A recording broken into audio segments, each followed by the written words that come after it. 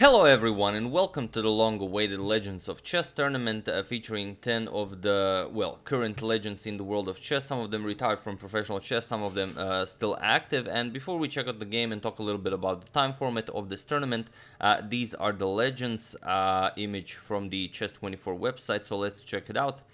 Peter Svidler, Magnus Carlsen Chess Tour, Anand, Dingliren, Boris Gelfand, Vasily Ivanchuk, Anish Giri, Vladimir Kramnik, Yanni Pomnishi, and Peter Leko. So this is going to be quite a tournament, and this is the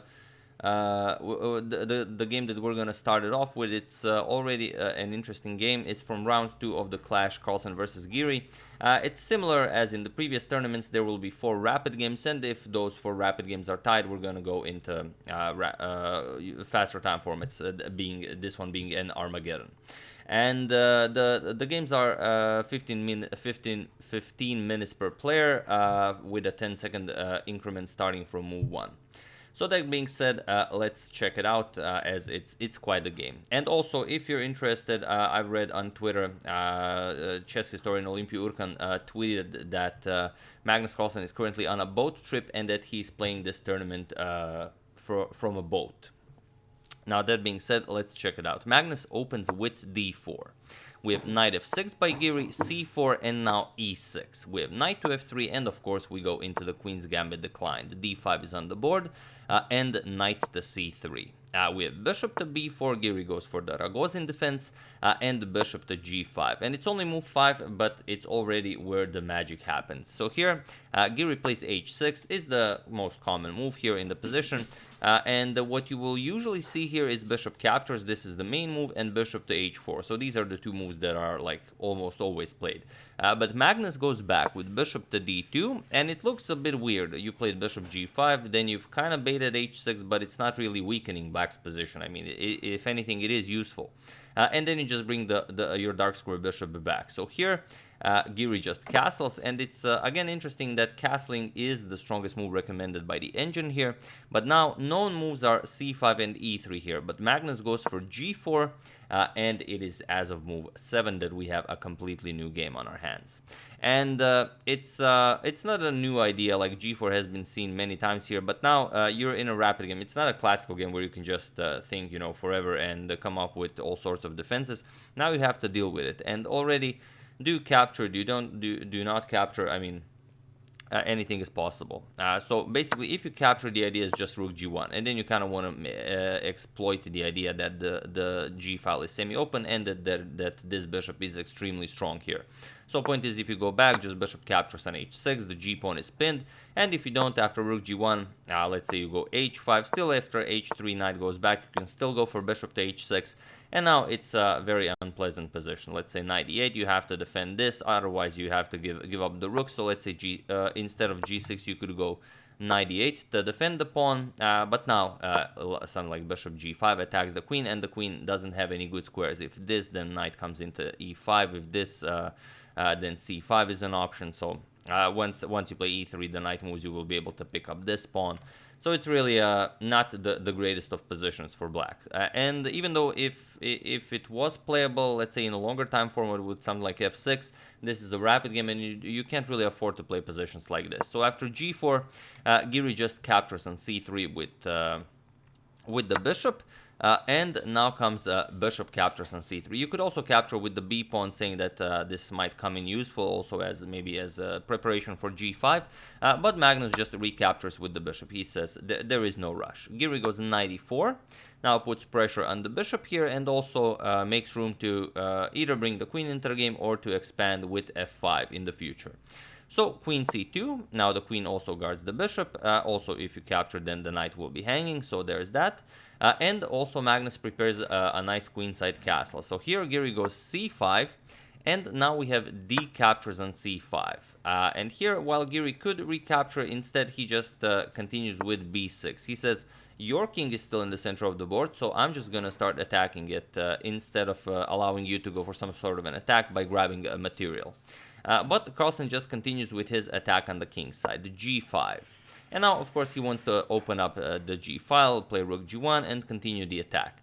So here, if knight captures, which is of course possible, Magnus would just castle queenside, play rook g1, h4, and so on. He would enjoy the semi-open g file. So Giri instead goes for h captures on g5, and now Magnus just continues with h4. Now he wants the h file to open up. But now, of course, g4 by Giri. He wants to close the position. He doesn't want to give Carlsen any open files. So knight g5. And now there's the, well, of course, if the knight moves, then queen h7 is checkmate. So you can't really do that. And white can always win the pawn back if white wishes to. Although white isn't really interested in something like that. White either wants the knight to move or the h file to open up. So Giri goes for f5, protects the knight even more. But now just bishop to g2. Now Magnus just starts, continues his development. He's gonna castle queenside at some point, and he's not gonna rush anything on the king side. And now this bishop is a beautiful piece here. The e6 pawn is somewhat weak, and well, there is still, this diagonal is extremely strong. So there's a lot to take into consideration for black, and also time is running low. So here we have b captures on c5. He captures that, hoping to throw in d4 at some point, but just queenside castles here. And now you don't really gain anything by that, because after d4 you can't capture due to the rook being aligned with the queen, and after, let's say, captures, captures, and captures, you now have the problem of checkmate and the hanging rook on a8. So, after this queenside castle, we have knight captures on g5 by Giri. Knight captures on c3 may be the safer choice here, but Giri decides to throw this one in, as this comes also with check. So h captures and queen captures on g5 now, delivering check. And while Magnus could block this with the bishop or the pawn, pawn or the bishop, he just continues with king to b1. Says there is no rush, I'm just going to capture on d5, and I'm going to have a nice position here. So here, knight to d7. You don't really have an option here of d4 or capturing, as the rook would hang on a8. So knight d7 by Giri, and now c captures on d5, making it again impossible to recapture because bishop captures with check, and again you're in huge problems. You can't even move the king anywhere since this rook covers the h file. If you play rook f7, then it's just, you know, it's just terrible. Plus there's a hanging rook there. So we have knight to b6 by Giri, now preparing to capture here, but now just d captures on e6, opening up a discovery here on the rook. And while you could play something passive like a rook to b7, Giri says we're not going to be playing anything passive, we're just going to play bishop captures on e6, give up the exchange, and hopefully we will have enough resource to hold this to a draw. So Magnus accepts the rook, we have bishop captures on a8, rook captures on a8, and now queen to d2. Now he's up material, of course he wants to trade queens, and immediately queen d2 offers such a thing. So queen g6, declining this, also preparing some discovery action with f4, but queen d6, Magnus says it's not an issue. So f4 with check, Magnus goes king to a1, and now you could continue the game in a lot of ways. Rook to e8 is an idea. You could try to shift the knight back into the game with knight to d7. However, the move Giri plays is a move that blunders the game on the spot. And it is with this move that we reach the position from the thumbnail. So feel free to pause the video and checkmate black. It's actually mate in 4 moves. So while I give you a couple of seconds. So for those of you who were able to do it, congratulations on spotting the deflecting rook to h8 check. And for those of you who just want to enjoy the show, it is exactly that. So rook h8 check simply forces the king away from the defense of the f8 rook, and it's game over. So just king captures, queen captures with check, bishop blocks, and now anything goes. Rook h1 check, queen has to block, and now queen captures, or even nicer, bishop captures is checkmate, as this is pinned, so there is no capturing. However, interesting as it is, it seems that Magnus is also human, and he misses this. He plays queen to e5. He prepares ideas like, okay, now there's this battery here going after the g7 pawn. So let's say rook h5 to g5 could produce some quick wins here. So Giri goes for g3. If anything, he might be able to create a pass pawn here. So f captures on g3, and first knight c4, bringing the knight into the game, now with an attack on the queen. queen to h5, offering a queen trade, and here Giri just accepts the queen trade. So we have captures, captures, and now Giri doesn't even bother with capturing the g3 pawn. Yes, it creates a very nice pass pawn, but rook g5 with the double attack here will pick it up, so it's not really anything to hope for. So 93 by Giri going after this rook here.